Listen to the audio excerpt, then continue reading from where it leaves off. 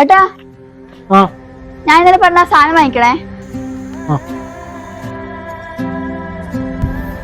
ഞാൻ പറഞ്ഞ സാധനം മനസ്സിലാ? അത് ഞാൻ മറന്നുപോയി.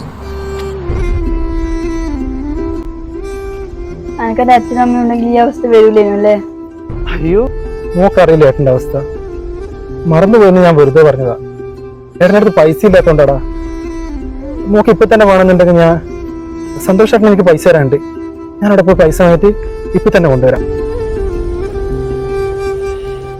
സന്തോഷേട്ടാ, ഒരു 500 രൂപ ഉണ്ട്. അമ്മല് 2 ദിവസം കഴിഞ്ഞിട്ട് തരാം.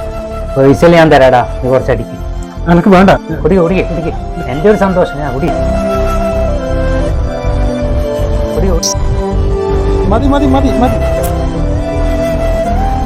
അല്ലടാ, ശരിക്കും എന്റെ പങ്കൊക്കെ എന്നാ വേണ്ടത്? Good question. എന്നാ വേണ്ടെന്നല്ലേ? ലിഫ്റ്റിക്. ലിഫ്റ്റിക്, അവളെ അവസാന ലിഫ്റ്റിക്.